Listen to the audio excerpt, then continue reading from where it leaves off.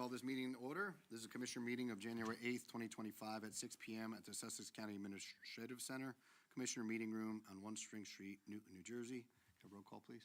Director Carney? Here. Commissioner DeGroot? Here. Commissioner Hayden? Here. Commissioner Henderson? Here. Deputy Director Space? Here. All right, number 3 is a moment of silence and a salute to the flag.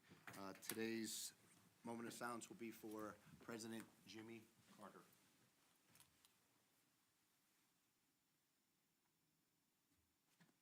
I pledge allegiance to the flag of the United States of America and to the republic for which it stands, one nation, under God, indivisible, with liberty and justice for all. Number 4, public statement. Pursuant to the Open Public Meetings Act, Chapter 231, PL 1975, adequate notice as defined by Section 3D of Chapter 231, PL 1975, has been made by regular mail and email, and such notice being submitted on January 7th, 2025, from the Administrative Center of the County of Sussex, located at 1 Spring Street, Newton, New Jersey, to the following: New Jersey Herald, Star Ledger, and Straus News. It is also posted on the bulletin board maintaining the Administrative Center for public announcement and has been submitted to the Sussex County Clerk in compliance with said act. At this time, please mute all electronic devices. Commissioners, please put your phones in your pockets. They are operable. Number 5 is the approval of agenda. We have one amendment to tonight's agenda. We will be having an executive session tonight to discuss the College Board of Trustees and discussions regarding the purchase of the Provident Bank. Motion to approve the agenda as amended. So moved. Second. Commissioner Space, Commissioner DeGroot seconds. Any discussion? All in favor, say aye. Aye. Oppose? Abstain? Carries. 6 is proclamations, certificates, and presentations. We have one presentation by Sussex County Community College, and I believe, Dr. Connolly, you're going to present? Or? Yep, I will be presenting with my team. Perfect. Come on up. You could sit down and just, I guess, just state your name. You don't have to say anything else besides that. Now, you folks have this presentation in front of you, is that correct? Yes, sir. Excellent. All right. There's no way to get this up, right? Not too late for that? I mean, are you planning on going through one at a time here, or kind of summarizing what's here? How about I ask that question of you folks? I am, we're here at your pleasure Yeah. to try to be helpful and useful. And so we're happy to sort of go through that. So if there's the formality of it, I tried to give you a presentation that's mostly comprehensible on its own merits, but it may need, elaboration. So I know that I can deliver this, and Mr. Tappan told me less than 30 minutes, and that we can easily achieve that. But I also want to make sure that I'm doing what you folks are sort of looking for from us as well, to sort of get as much information reasonably that we have, that we know and that we have Perfect. into your hands. And I think, speaking for the board, we hear grumbles of possibly having some dormitories put in. Yes. Not sure where. Usually, like for me, and I'll speak for myself on this typical one, my son asked me for money. I said, what do you need it for? He said, don't worry about it. He doesn't get any money. So I will say that the same thing to you. This is how I see it. I'm curious as to where this money is coming from, where's it going to, how are we building this, and so on and so forth. And I got a ton more questions, but that's the gist of it for me. But I know everybody here on this board is leaning towards how is this going to happen, why isn't it happening, who is it going to benefit? And this was, Commissioner Henderson's new here, so he actually might have some more questions, but at least I could speak for Commissioner Schick that was here. He was kind of thinking the same thing. So if you can kind of go from there. Much of that is contained in here. In our sort of preparation for this, we were able to sort of attend to many or most of those. Some of those were less prepared to talk about. Let me sort of introduce the folks that I've brought with me. Dr. Corey Homer is the Vice President of Institutional Effectiveness and Student Success. Chris Wolverton is from HQW, and he has been working on designs and so forth for residence hall that we hope to have, but we don't know if we will do. Terry Pappin is a newcomer here at Sussex County Community College. She is the new Chief Financial Officer. She's the Vice President of Finance and Administrative Services, and so we welcome her. She's been here now 2 2 weeks and 3 days. And so you can ask her whether it's been a trip or not, so. But happy to be here, happy to talk about this. The college is a joy to be a part of, and so I think that you folks know that it's a joy for the county to have as well. So what I will do is take us loosely through these pages. What I would say, first off, is what is the need for residence halls? Well, first of all, it is very, very important to say that our budget, 62% of our budget comes from tuition and fees. And that fact drives so many of the decisions that we make. It's not something that we can run from or hide from. When enrollment goes down, it really hits our bottom line, it hits what we can do with the budget. And so that's just a reality that we face. Primarily serve this county and the high school graduates that come to us. They are the overwhelming force that drives our enrollment. We do an extremely good job with our capture rate. Capture rate means that how many students do we get from the graduating classes of all the high schools in Sussex County? And thanks to Will Austin, North Warren. Okay, so Will said, look, you take North Warren, that's fine. And so that reality and what we do with that is an important thing. We do extremely well, we do better than most, but the problem is that our demographic, this population and this age is going down.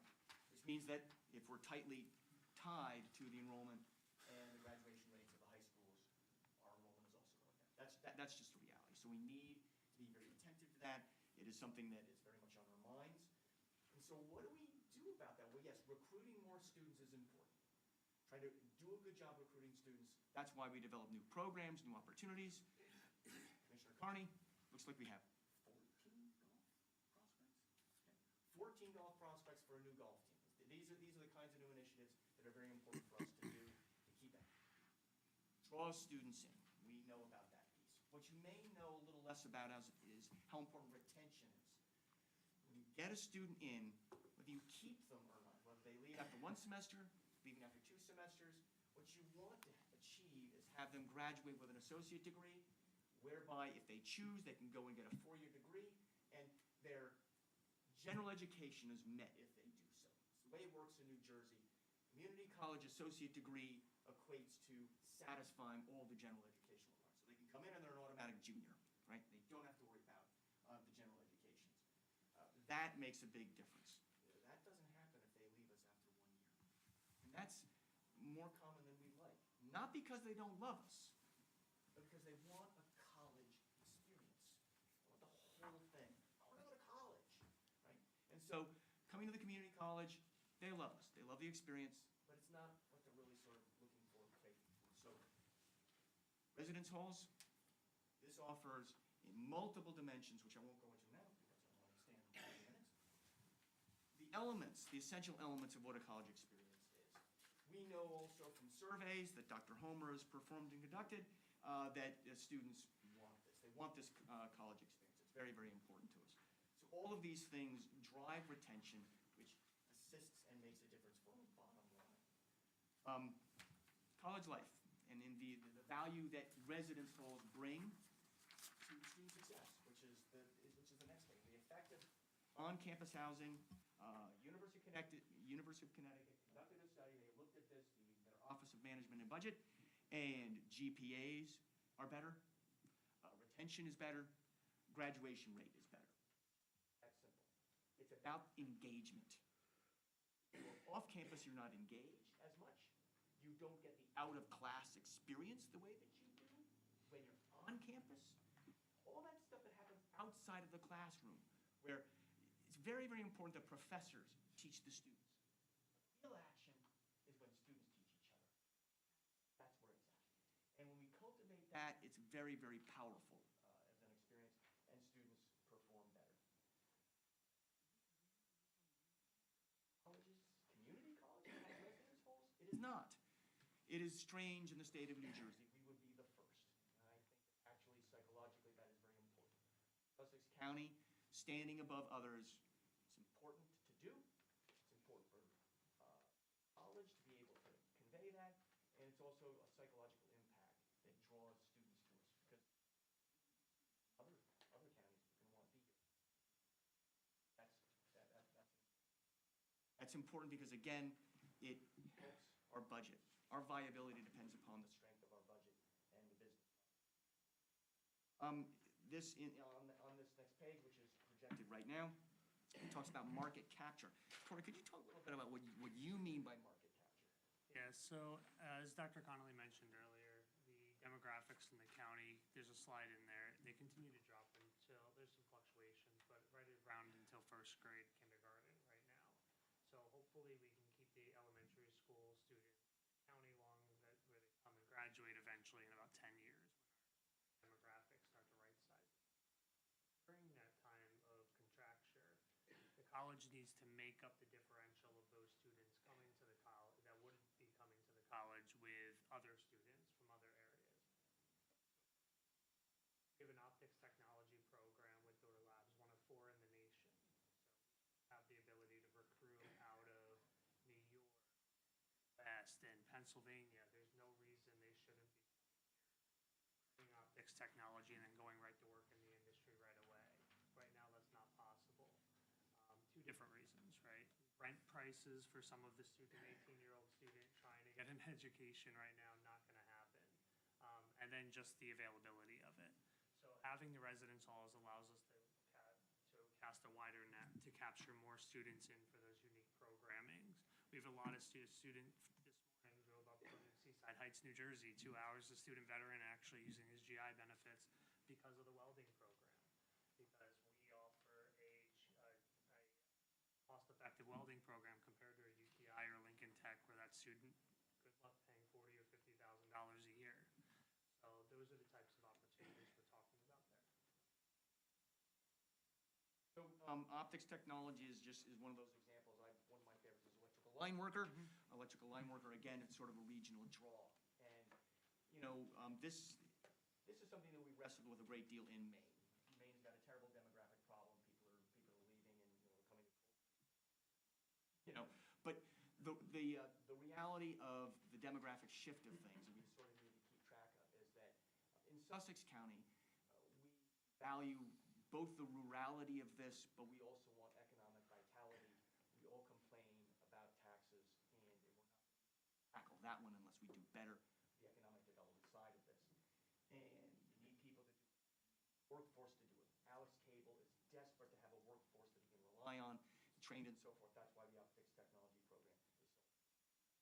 Folks come into the county from the outside, and they get trained in here.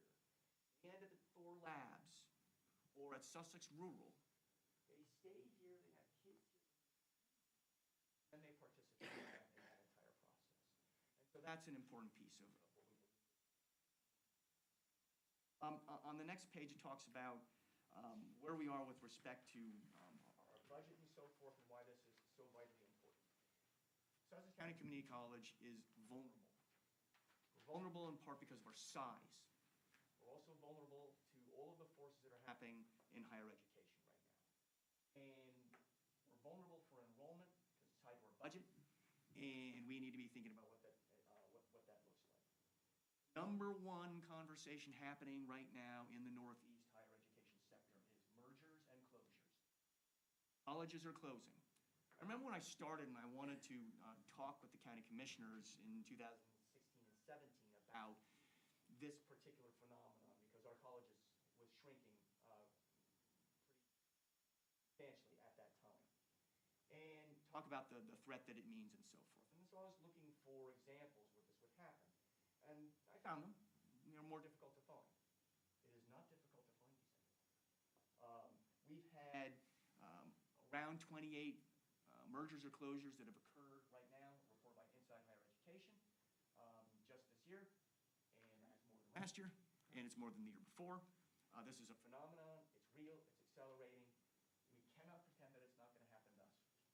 Further pages in, I won't those. But examples, of course, you folks presumably have heard of what happened at New Jersey City University.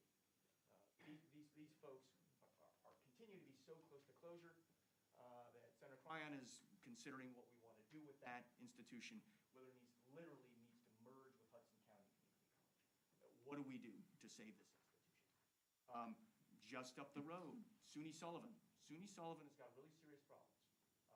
same demographic that we face, same financial stresses. Their budget is about $16 million, ours is around $21 million, approximately the same size. They're in trouble. They're in trouble. And you need every bit of edge that you can. When I did a site visit for SUNY Clinton, they have to move to Plattsburgh. They're losing the campus. They're saying it's not a merger, it's a merger, make no mistake, and make no mistake as well, when you have a merger like this, it's a takeover, all right? So what happens when you lose that? A community loses its community college. Why did it happen? It happened in part, in good measure, because they mismanaged the residence halls that they had, and they didn't take care of them. Once that happened, why did that happen? Don't exactly know, but I do know the result of not having residence halls in a rural community like that. And that community loves their campus. They fought hard to keep it. So these are realities. So the good news is that we are ahead of the game. We run a balanced budget. We have been running a balanced budget for quite some time. We now have the ability to be able to work with the reserves that we have. There is statutory requirements now as a result of the New Jersey City University Challenge. If we were to flip to, no, I'll wait on that. Let's go to due diligence, if we may. So what have we done? So if we believe that residence halls are a great asset in strengthening the campus life, improving retention, is an attractive program in and of itself to draw students towards us. What do we need to do to make sure that we are doing this right?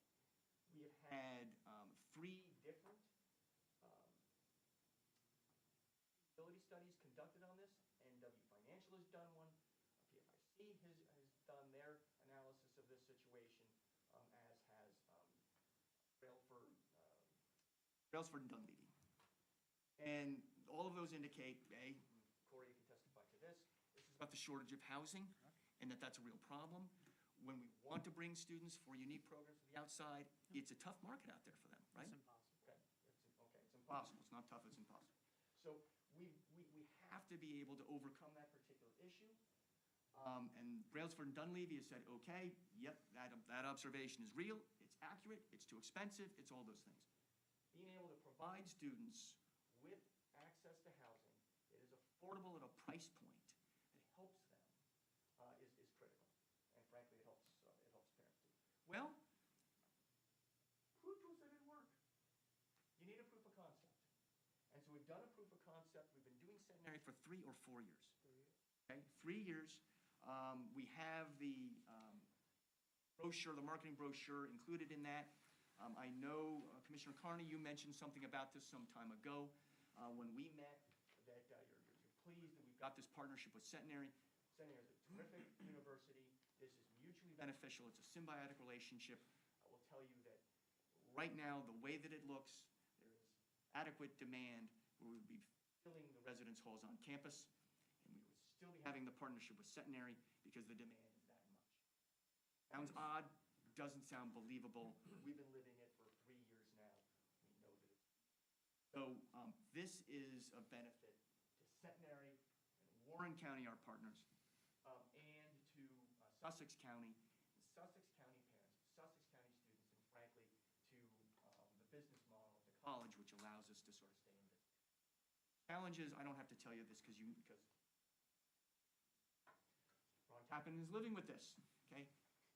The expenses of running the show, the expenses of running the operation, the big 3, health insurance, okay? It's always, it comes and then it stops. Contract negotiations and the need to meet our requirements for the contracts with those folks who do the work around here, okay? And then 3rd, software licensing. Software licensing is just a killer. And it's an onslaught that never stops. We need to be able to stay ahead of that stuff, and so our business model needs to be able to make sense. We have a profit loss, thank you, Stina, for getting us that. This profit loss model in front of you is actually, it's the third. I didn't give you all three, but again, PFIC did this business model.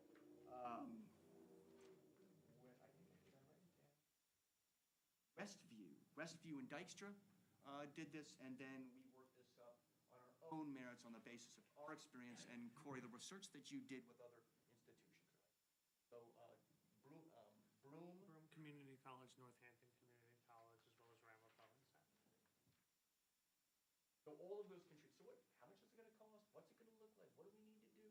What do we need to be aware of? Among those things is ADA compliance. We need to be thinking about ADA compliance and all that. I just want you folks to know the due diligence that we've done on this particular project is extensive. And you folks will then, therefore, given all that we've done, you'll be a little bit surprised. So, and you're telling us you haven't decided yet? Yes, we haven't decided yet. We don't know how we are going to proceed forward with this, and that's just the reality. However, you will see that this was discussed at the September 12th, 2023 retreat of the Board of Trustees. It's a very serious matter. We had all the executive present there. Dr. Homer was there. Mr. Gaddy was there at the present time to talk through all of this and how it could be done. When we initially started this journey, the model that we were exploring was that we would have an external entity create this, set it up, build it, run it, and they'd be borrowing the money. Westview and Dykstra, same thing. We were very close, saying this looks like this can work. And they did the same thing. They said, well, the college, you guys are going to have to backstop it. We'll do it, but you're going to have to backstop it financially. Oh my God, that sounds like the devil of all projects that we encountered, solar project, right? No. We told them on flat out, dead on arrival. We told them in advance, and they still went with that. Okay, well, we're not going in that direction. So we believe that the best option here is for us to run it ourselves and to build it ourselves. That's where we are at the present time. I don't think that's going to change. I feel that's probably a decision that, if we can afford it. The Board of Trustees, 2 weeks later, September 26, 2023, the board committed to, let's see if there is not less expensive way of getting this done.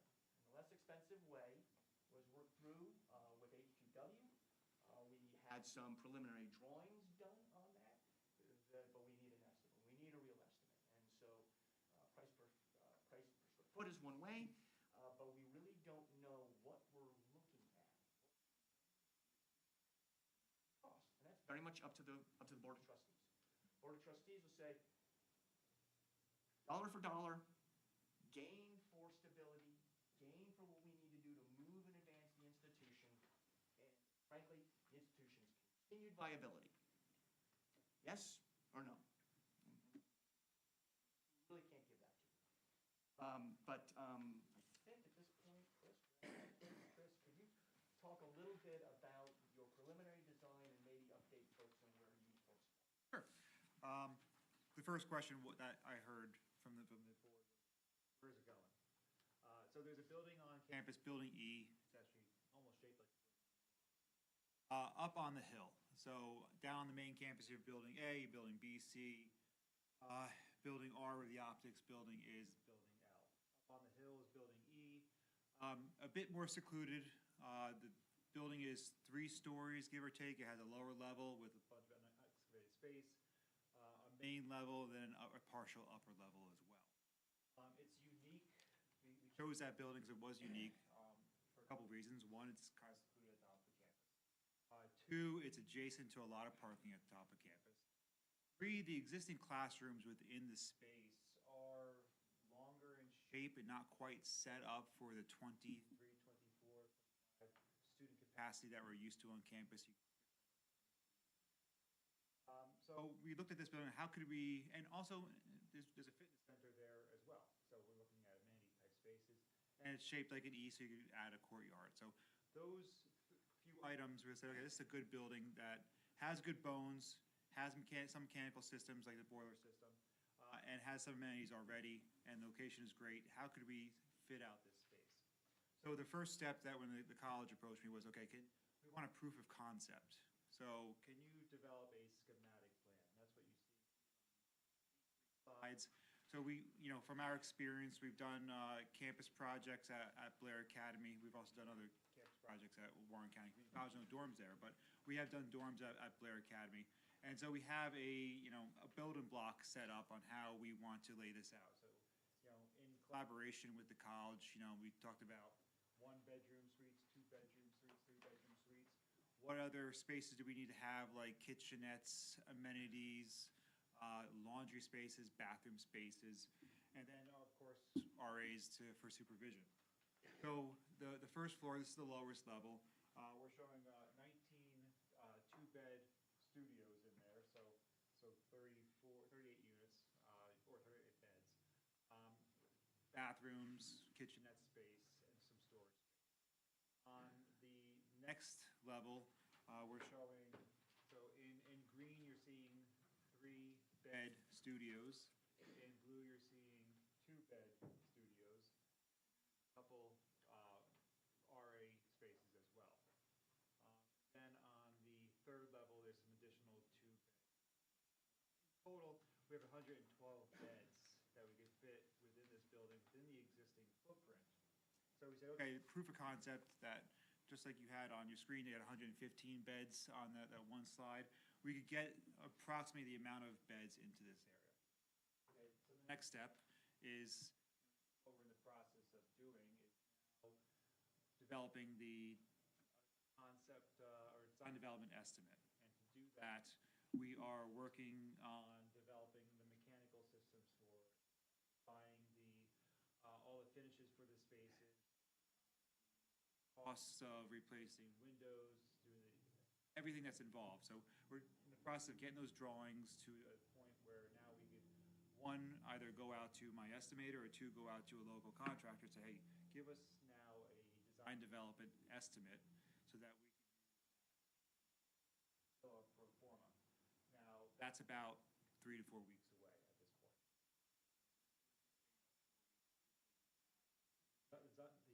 The documents to a point where we could provide.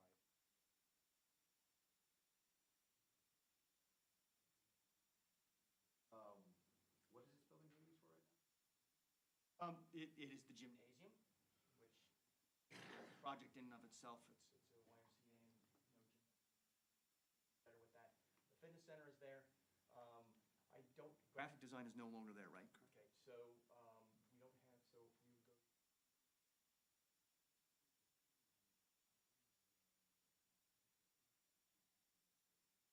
That's the gym, that's right. So this will be our athletic center with the gymnasium, and it will also be the residence. None of the gymnasium stuff is going to be renovated at all, it's just going to stay. For the dormitories, what exactly are those classrooms?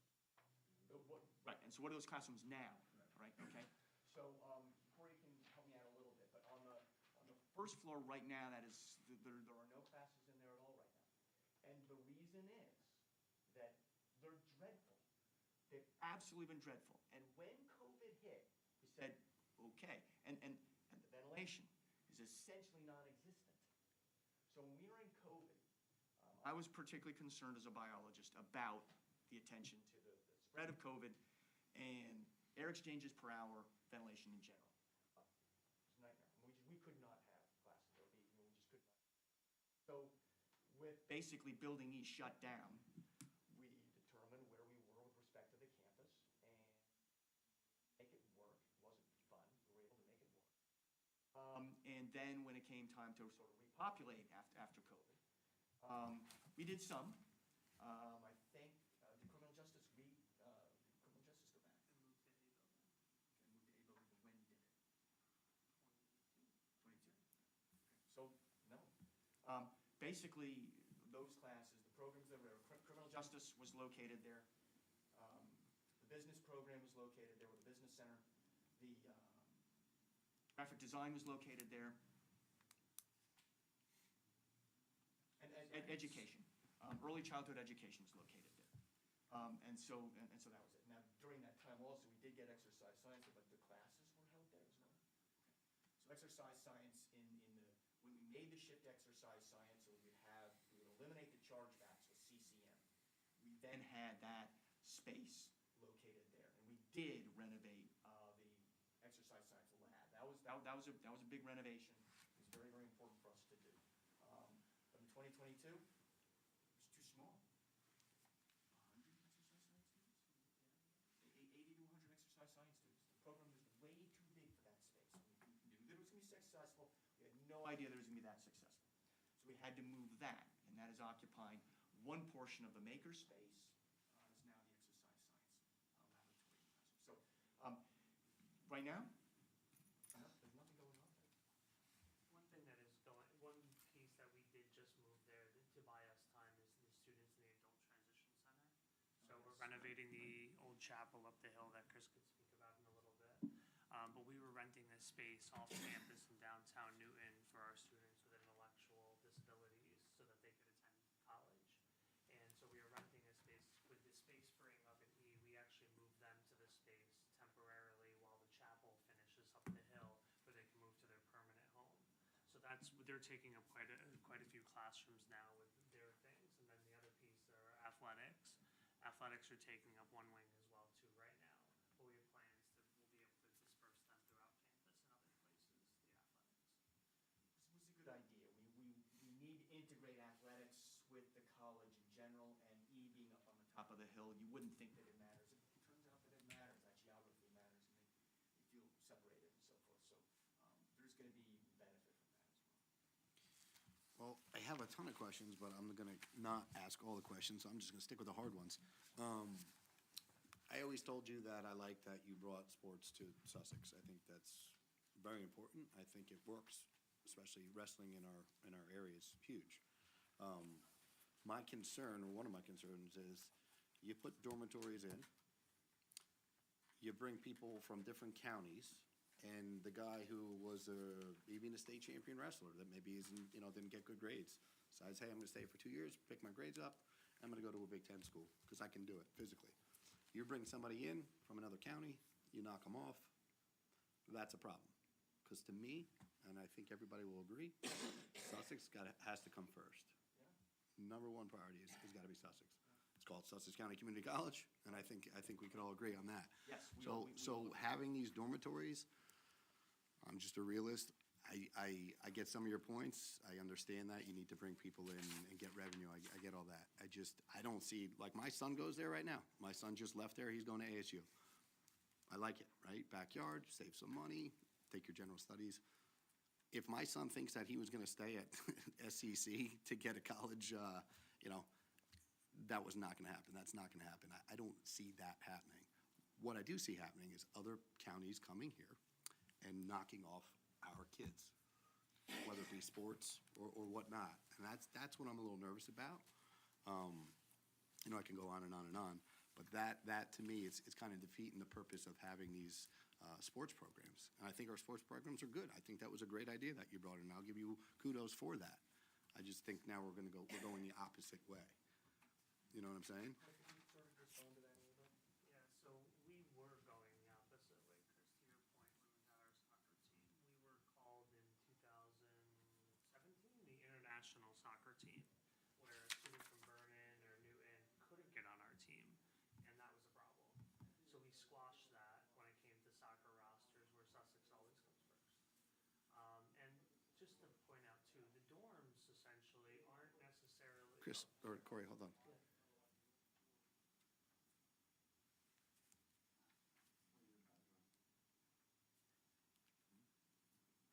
Sorry about that.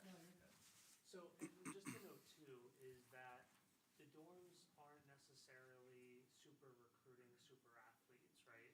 The dorms are a first come, first serve. So the centenary piece, while it did start as an athletic driven piece to house football, basketball, all these sports, so these coaches were recruiting all over the place, while, our local students had room on the football roster that sits around, 125, so they're always on there as Sussex students. But the dorms at Centenary aren't just housing out of state or out of county students, they're housing our county students as well too right now.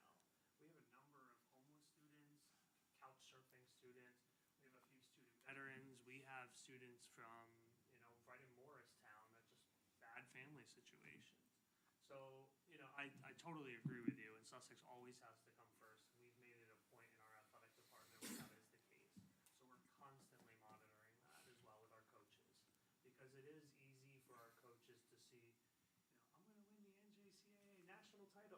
here because of this quarterback out of Newman. No, that's not the case. You know, so we squash that.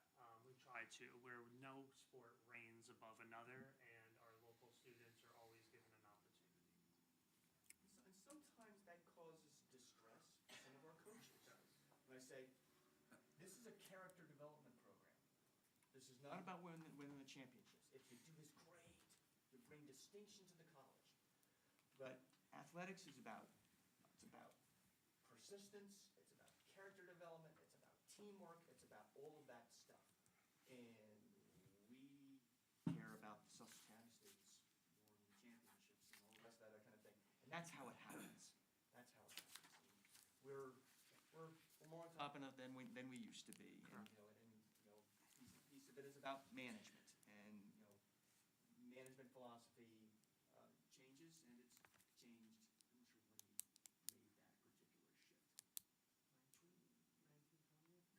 particular shift. So I'll just keep my winning is everything to myself. The Board of Trustees, since September 12th of '23, you've got some changes, and you got some changes probably coming again shortly here. They are on board with this too, or you have not told them any of this stuff? Where are they at? Where do they sit? Well, all of the current board members, Yeah. this is where they are, and they said, we've got past members and new members. Everyone is really excited about it and open to the possibility if we can afford to do it. Yeah, and I could agree with that, because if you can't afford it or can't be sustainable, that's no good. I guess I'm just gonna hit you with one more question, because it's kind of maybe something that I've been working on for like 4 years now. We have a jail up on the top of the hill. That seems like a good dormitory to me, has a lot of the attributes of a dormitory. I personally would like you guys to entertain that, Chris, more so. It's a good bone building. The guts are not so good, hence why we are not looking to do anything with it at this time, and we're looking to sell it. Going back to your point, if you build it, they will come. So if you built a dormitory and you're gonna use this building E to house that, well, when you need more classrooms, you're gonna need another building. When we need more classrooms? Well, If you do, if you yes, do. Yes. So my point is, maybe my idea is not so bad. Just throwing it out there, right? So the other thing that comes with that is a sewer system and water, right? Agreed. So Big deal. It is a big deal. Huge. So Absolutely. I would appreciate if you could entertain that. Explain to me again sort of your thinking. If this does work out, that's still something you want us to be thinking about? Or No, if this doesn't work out? My thought, this is what I'm thinking, and obviously a little biased, and I can tell you I'm not, because it's our building that we do not want anymore. Understood. So, read through the lines. It is a good building, though. It is a good building. You got ample parking, you're close to Newton. So if you want to talk about a dormitory experience, a college experience, I think it'd be a lot better here than walking around your campus up there at nighttime, which now you're gonna have to get security. At least you have security here with Newton. Sheriff's during the day, Newton, at nighttime and whatnot. You could walk the town, you go to wherever you need to go. To me, that would be a better experience. Again, am I But biased? you Of make course a I good am. sales pitch. I've been thinking about it for a while. So I'm just asking, for you guys to entertain that idea. And then again, you open up your classrooms. If you have that many residents and they come here and all of a sudden you're bringing them in and bringing that revenue in and saving the taxpayer money, because that's what we all want, that's what we're here for, you got classrooms. I will give you a very, very good deal. In fact, that's one of the most beautiful buildings that HQW designed back in 1970s. Listen, that's a good start. All right. How old were you? Not even born. You got kitchens, you got dormitories already, it's set up nice. You should, if you want, all kidding aside, we can set you up with that tour. Okay. And I'm not kidding, I We'll really take not. it. Now, to be earnest about all of that line of thinking, this whole process really started in some kind of earnest way with what we're gonna do with McGuire and our partnership with the town of Newton and putting apartment buildings and residence halls there. And that's come and gone and come and gone and come and gone, and oh, good heavens, it's been really quite a journey. And I'm done, can't do that. I would just ask that you folks be ready to deal. So, I think we are ready to deal. We've been All working right. on this project for as long as I've been here, which is almost 4 years now. So I think, you know, again, you entertaining it, I think would be Okay, a, all right. Well, we will give that due consideration. We've got a couple of members of the Board of Trustees here, I believe, and they've heard that and witnessed it, so, you know, it's great. so that, I'm going to stop there and give anybody else, the commissioners, some opportunity to. So I got a couple of questions. One of mine originally was the same as his about pushing our students out. But in your sales pitch for this, the effect of on-campus housing, you bring up retention rate and graduation rate and percentages. Of those percentages you have listed, what amount of those students are from the county and what would be from out of county? I mean, in that table of data? and so forth, That's research that was conducted. So basically, in any community college or university, statistically, that is how, it doesn't matter if they're from Sussex County or anything else. So we don't have a breakdown, though, how it would affect the county residents, though. No, other than that, we can expect the same sort of retention for anyone who goes to the residence halls. And there are lots of reasons for that, Commissioner Hayden, and it has a lot to do with the totality of services that are there available to them, particularly in student support. All student support services, they'll be able to avail themselves of those services more so than the come and go and come and go. I'm on campus, I'm off campus.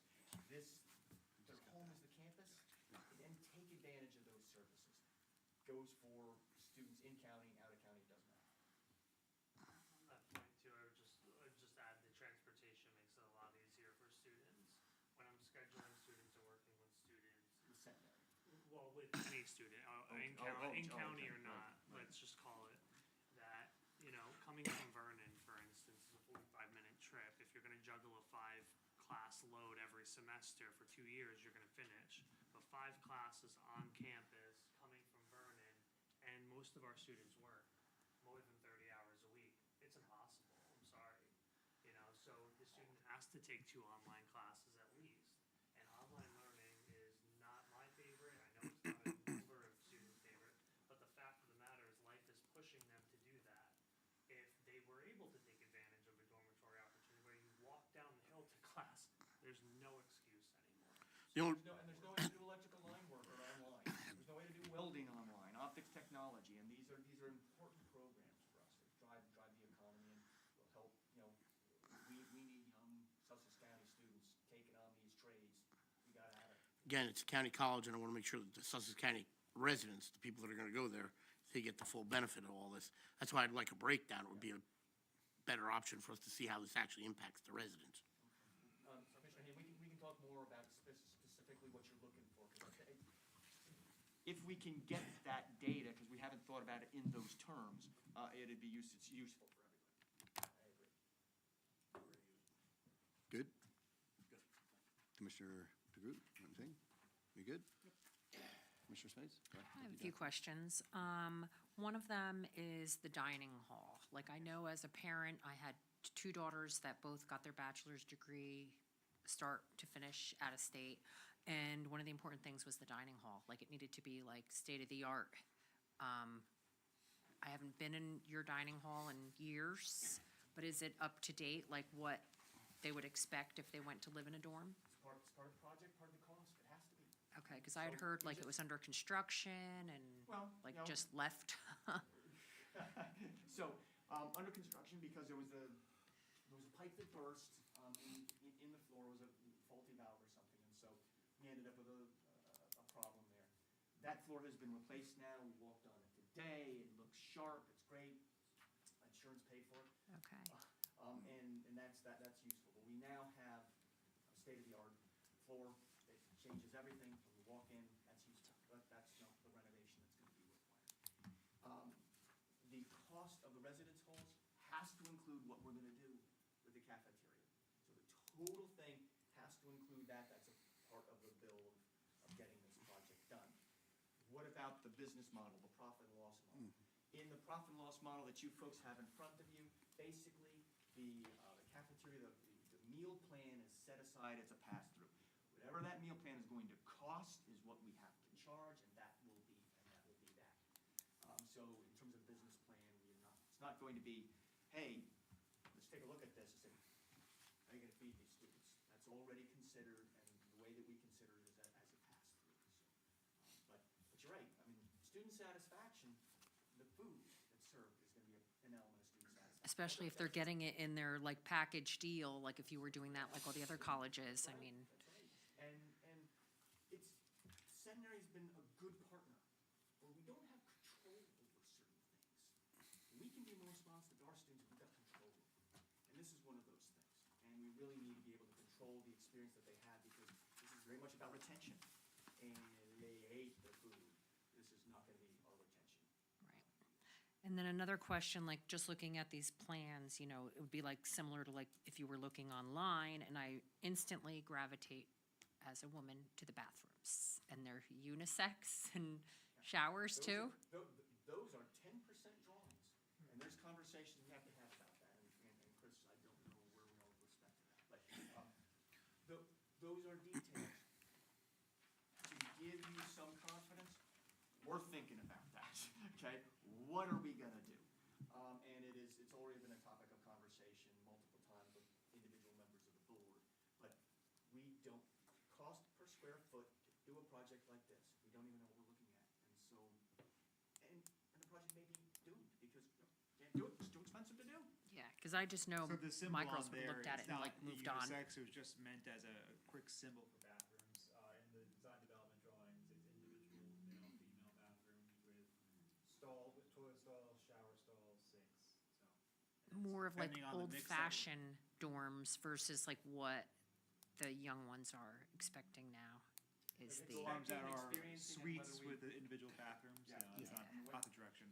Yeah, there's a lot to talk about there. You know, it's what we in Sussex County wanna do, and what students expect. right. And have you looked into, I know you have the students housed at Centenary right now, but have you spoken with Centenary on how many Warren County residents actually live in Centenary? No. So that's something I would like to know to see, because that'll give me an idea of how many Sussex County residents, because Warren County, you have to have a car, just like Sussex County. So I'm imagining that Warren County probably doesn't have a lot of their residents living in Centenary. I would say that, Centenary is a different experience altogether, and Centenary has its own challenges. And so I think that, not that it's not it's not that we shouldn't, look into it. I think it's warranted. Commissioner Hayden's question, okay, there's something to think about from a different perspective. But Centenary is definitely a different experience. Right. Yeah, well, definitely will, but you know, the price tag coming in at 25 to 30,000 a year plus the 10,000 a year room and board, you know, a lot of our local students, you know, are looking at the community colleges more, you know, luckily, you know, than paying that price tag right away. Not And where is the nearest county college out of state that has dorms? Northampton Community College, right across the river that we've toured and spoken to their team. We toured that building expecting to see these, you know, fantastic, you know, dormitories. No, that's not the case. Northampton is the only community college in Pennsylvania.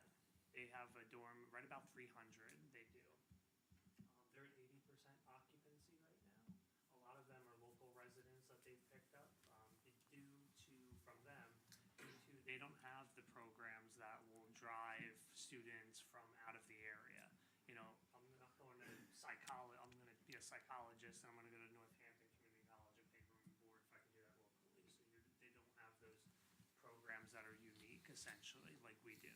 So we're better positioned for that. Corey, could you talk a little bit about the phenomenon which I sense and hear, which, you know, not to rebut the reality of what Commissioner Carney just said, but that parents in Sussex County, they're not gonna send their kids to come. But kids want, a lot of county kids who they wanna be able to have a college experience and independence and come home on the weekend, you know, and do their laundry and all the rest of that. That is a real thing that students want, and could you just talk a little bit about that? I'll just note, it's really an eye-opener working at an open access community college. My background's all private 4-year where I went to. And so being at an open access community college, like I said, we're dealing with everything every day. Students that haven't had lived under a single roof, you know, week couch surfing and they're living with their buddies with holes in the walls. It's bad, some of these situations. So they're forced there. But you also get the students, like, so the springtime is my favorite time for some school districts. Because the students that go away to four-year colleges in California and Idaho, and they post it on social media, and, hey, I'm going here, I'm so excited. Guess where they are right now? Is they went away, they had a bad experience, they moved out of state, they weren't ready. Most of our students aren't. So this could actually provide a good middle ground for those students where you go away, you come back, you don't have to, because they're pretty defeated after that, right? You go away, you come back, and I'm living with mom and dad again. So this could be a good middle ground for those students coming in the spring semester after they don't. And so there's a good mix of parents, students and parents that do ask for dormitory information from Centenary University every year. So the price point is a big one for Centenary, which we're hoping to drive the price point lower if we have on-campus housing that we can control. Because the price point's sitting about $10,000 a year plus a meal plan, which is pretty substantial, right? So, That'd be more than college tuition? what's that? Would that be more than college Oh, tuition? absolutely, Right? for A our lot more, college, absolutely. right? So that's, Almost double, no? so that's one of the things though too, and Dr. C may have mentioned it, so sorry. But if you go to a Centenary University, you're 25,000 to 30,000 plus room and board. Here, you're a modest $6,800 a year, plus the room and board cost, whatever that is, which is half, maybe, 33% of what you would pay for a normal college, public four-year or private four-year. So just because of where our tuition and fees are, it does make it more affordable for a number of students. Anything else, Deputy Director? A few things, but I'll just keep them. I don't want to be the negative Nelly. Commissioner Henderson? I guess you're going to make me the negative Nelly. I'd just like to say, and maybe going along with Commissioner Hayden there, how many percent of the kids coming to the college now are currently from Sussex County? 86%. 86%. And then I guess I'm going to go along with Commissioner Carney on that. As a dad to put two students through your college with their associate's degree and living 10 minutes from the college, I don't care what they wanted. If I was footing to the bill, they were coming back home to go to bed. And they maintained their own job the entire time while they went to school, which was a huge help. And both kids went through the criminal justice program there in Building E. I'm very familiar with Building E, been it several times myself. A few years ago, that building was full. And now I hear you say it's completely empty with no students. Makes me wonder, okay, who are we going to put in a dorm if we can't even fill the classrooms? So the classrooms aren't full. So there was an extension built on the back of A at this time period too, 13,000 square foot extension with larger classrooms off of the back of the PAC building. And so a number of classes were relocated from E down to that A. And due to the density, you're going from 10 students per section up to 30 potentially in some. I teach a class of 55 or 60 in my lectures for psychology, which is pretty typical for community colleges when you have a lecture-based class. So our classes are all maintaining. It's not like we don't have room for these. We're also looking with, and Chris could mention this soon, but at the PSTA basement, to the PSTA to move our fire science theory classes as well as our criminal justice due to the location of the sheriff's office and the law enforcement and being on the PSTA campus probably might make good sense. So we're exploring all those options if it comes to a point where we don't have room. And I guess my one final question coming from law enforcement myself is security obviously is huge. I'm not saying all kids are party animals and I don't want anybody to think that. But I mean, the first time at home, they might very well be the first time out at home.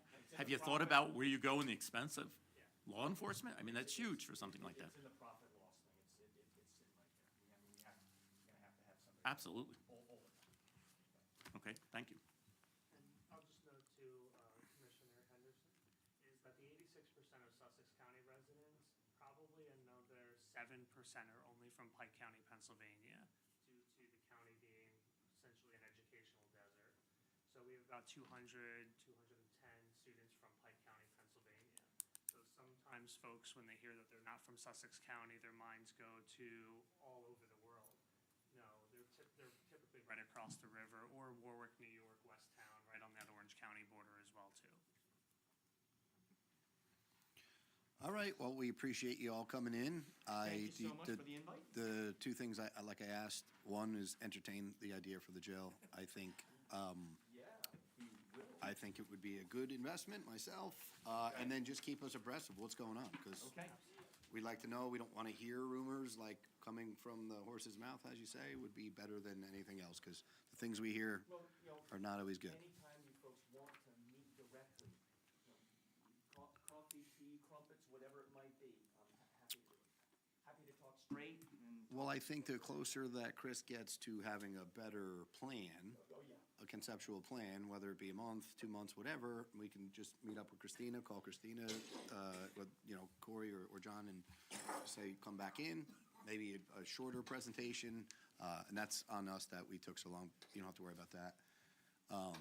And then go from there. That's all we ask. All right. So, again, All we right. appreciate your time. Thank you.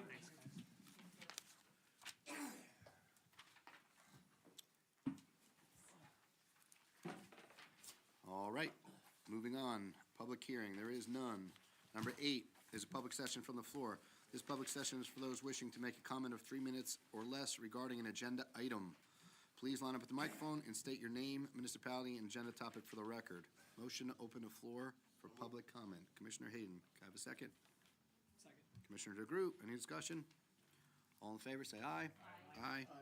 Oppose, abstain, carries. Anyone? All right. Motion to close the floor for public comment. Commissioner Hayden, Commissioner Space seconds. Any discussion?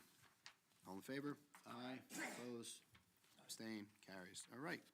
Number 9, commissioners' comments, and we're going to start with our newest commissioner, Commissioner Henderson. First of all, I'd like to say thank you. It's an honor to sit here next to you guys as fellow colleagues. I look forward to the next 3 years. I can tell you since January 1st, anybody that knows me don't know grass does not grow underneath my feet. I'm a guy that hits the ground and takes off, not walking, at a dead run.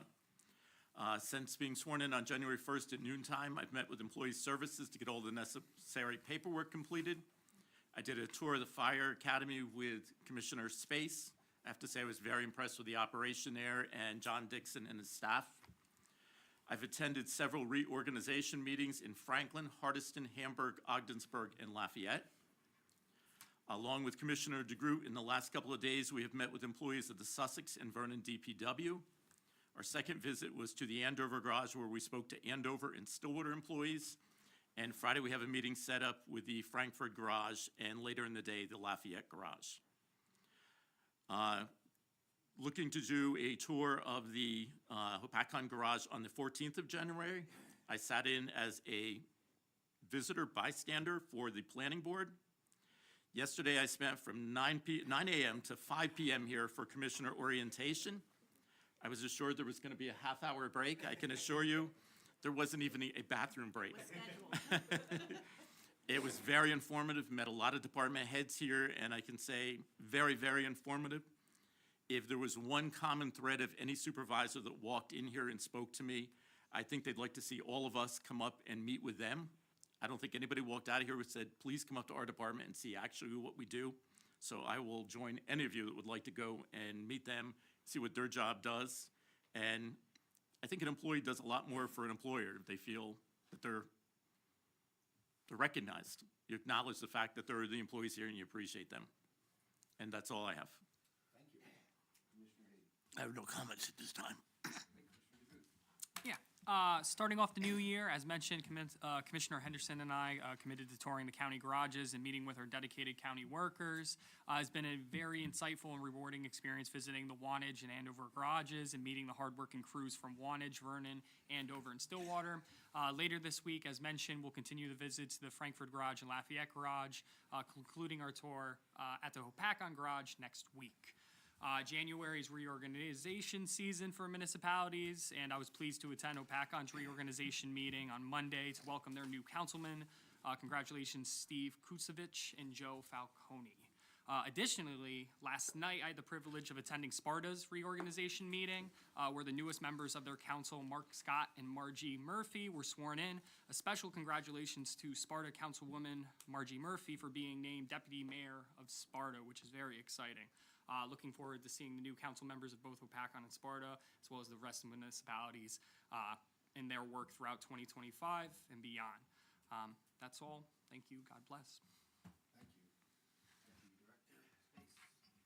Well, I've been a little out of touch this last week, but I did get to attend Montague Township's reorganization, where James Ladon was sworn in and Barbara Holstein, and Mayor George Zaitone was the mayor again. And then I attended Wantage Townships, where Justin Dudzinski was sworn in and Ron Bassani became the mayor, and my son was sworn in as a fourth-generation Wantage Township Fire Chief, so that was pretty exciting.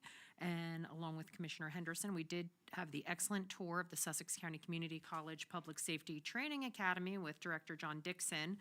And the facility is, it's very cool. It was pretty up-to-date. It provides up-to-date training right here in Sussex County, so we don't have to send our first responders out of Sussex to be trained. I look forward to seeing more initiatives with local law enforcement and the fire training right here in Sussex. And my husband and son both had the privilege of being trained through that academy. And on our agenda tonight, we have, we're going out for rebid on, we have a resolution for rebid on our website design.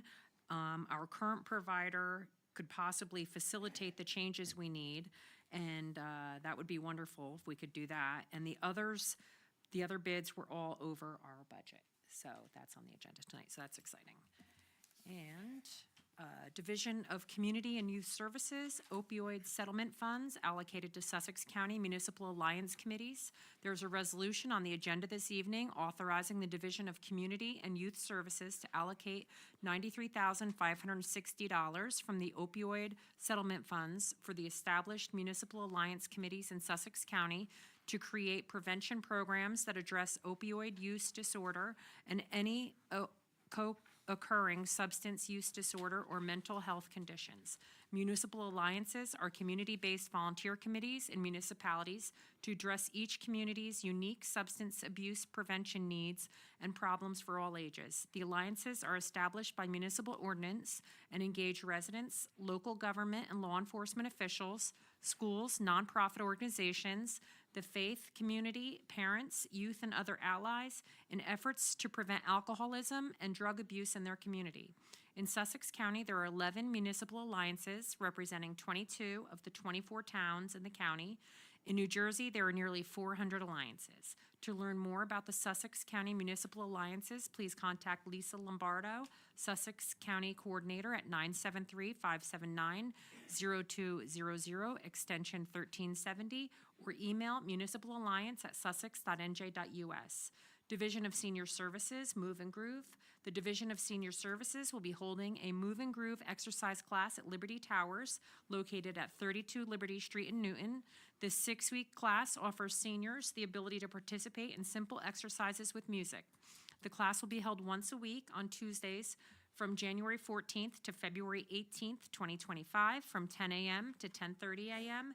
Classes are free, but registration is required. Please call Senior Services at 973-579-0555 to register or obtain additional information. Division of Senior Services, Game Shop Social. The Division of Senior Services will host a Game Shop Social on Thursday, January 16th, 2025, from 2 to 3 p.m. in the community room at the Newton Town Center, located at 225 Spring Street in Newton. Seniors will enjoy some camaraderie while playing a wide variety of games. This event is free, but registration is required. Please call Senior Services at 973-579-0555 to register or obtain additional information. A Senior Services Caregiver Support Group meeting will be held virtually by Zoom from 2 to 3 p.m. on Thursday, January 16th, 2025.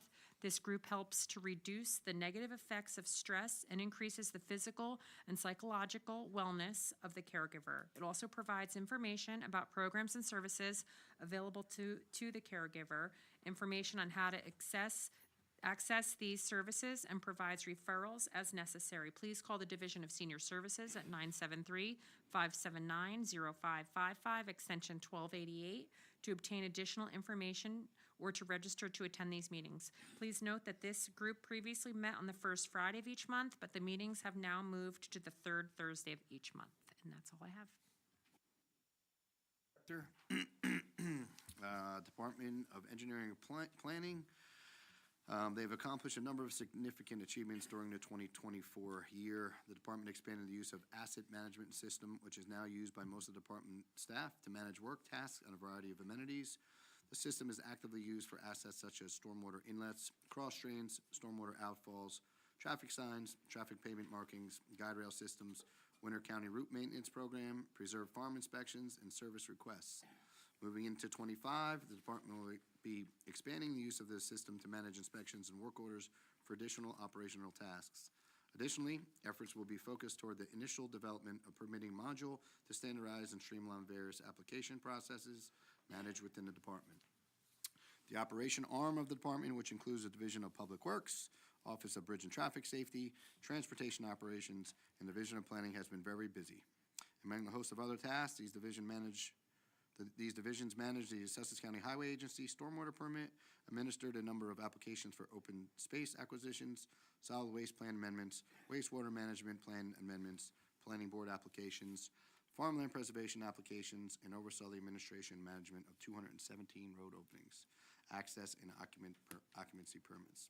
These divisions also manage a number of annual transportation programs, such as the pavement management program, the pavement marking program, the sign reflectivity program, the tree maintenance program, and the guide rail repair program. It's a lot of programs. The Division of Planning continued to focus efforts on the management and oversight development of 25 trail grant programs, an update of Sussex County Comprehensive Farmland Preservation Plan, and development of Sussex County Local Roadway Safety Plan. Department staff is managing in excess of $50 million of capital road and bridge projects. The capital work includes 7 projects which are completed construction and entering the project closeout phase, 16 projects anticipated to enter the construction phase over the upcoming year, and 17 major road and bridge projects currently in the scoping, right-of-way, and design phases. Looking forward to 2025 includes a number of major goals and objectives, such as the completion of the updated comprehensive farmland preservation plan, completion of the local roadway safety plan, the second solicitation of Sussex County Trails Grant Program, development of Sussex County Open Space Stewardship Grant Program, construction of the $8 million 23.5-mile Sussex County Resurfacer Program, replacement of Sussex County Bridge X48 on Mudtown Road in Wantage, replacement of Sussex County Bridge X43 on Unionville Road in Wantage, repair and return to service County Bridge D18 on Fenwick Road in Frankfurt, replacement of Sussex County Bridge X20 on Berry Road in Wantage. Work on bridges D18 and X20 will be completed using the in-house construction crew. Expanding use of the in-house construction crew capabilities remains a goal and a priority for Sussex County, and we look forward to the future. Something we've been working on for a long time. On another note, I have not been to as many reorg meetings as you all have.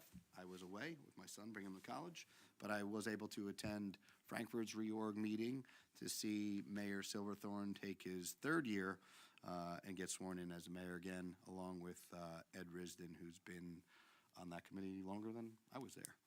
So that's all I have for now. Number 10. It's approval of consent agenda. There is none. Approval of minutes. There are none. Number 12, ordinance. There is none. Appointments and or resignations. All right. I need a motion to adopt resolutions A through K. Commissioner Hayden? Have a second? Commissioner Henderson? Any discussion? Roll call, please. Director Carney? Yes. Commissioner DeGroot? Yes. Commissioner Hayden? Yes. Commissioner Henderson? Yes. Deputy Director Space? Yes. All right, 15, awards of contract, change orders, bids. There is none. Financial is the bills list. You skipped item 14, resolutions. Resolutions. How did I skip it? No, it's not here. I don't have 14. Oh, well, yeah. No. Unless it was stapled wrong. No. That's why you had A through K. Oh. Instead of, yeah. I thought you had an extra one. Yeah. Too good. right, 14, I'm sorry. Wait a second. I just thought you had an extra resolution in 13. Okay. You're good. So this is through K, the other one's through H, or J. All right, so motion to adopt resolutions A through K. So moved. Commissioner Space, Commissioner DeGroot seconds. Any discussion? All right, roll call, please. Director Carney?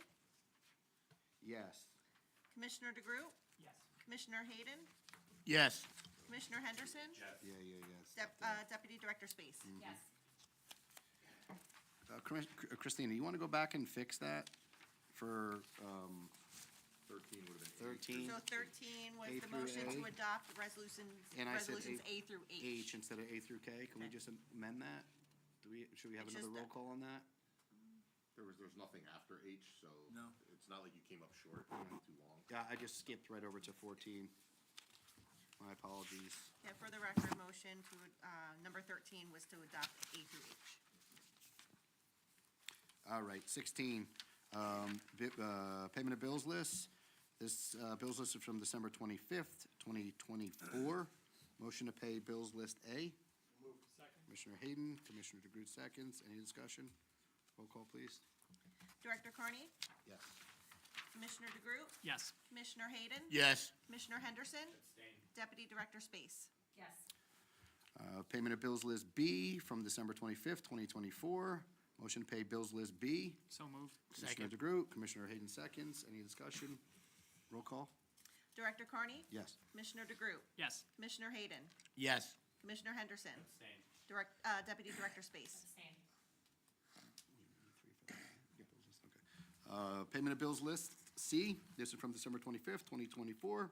Motion to pay bills list C. So moved. Second. Commissioner Space, Commissioner Hayden seconds. Any discussion? Roll call, please. Director Carney? Yes. Commissioner DeGroot? Yes. Commissioner Hayden? Yes. Commissioner Henderson? Deputy Director Space? Yes. All right, and our last payment of bills list D from January 8th, 2025. Motion to pay bills list D. Commissioner Henderson, Second? Commissioner Space seconds. Any discussion? Roll call. Director Carney? Yes. Commissioner DeGroot? Yes. Commissioner Hayden? Yes. Commissioner Henderson? Deputy Director Space? Yes. All right, number 18, administrative report. Real quick, thank you, everyone. Guys, everyone covered a lot of programs tonight, so I don't have a whole lot to add to that. We've been very busy. This one last thing I want to talk about is the budget that provides all these services. We're meeting on the 14th, Elka, Tony and I, to start scrubbing. So that, we're constantly looking at that.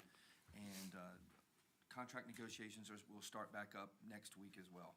So those two things are in the backdrops of everything you guys talked about tonight to support those efforts. So thank you. That's about all I got. Perfect. 19, county council report. Hanover subacute is sort of coming to a head. Hope to have a report for you next meeting after all these years. And the bank survey came back with some comments, which we'll review in executive session, and that's it.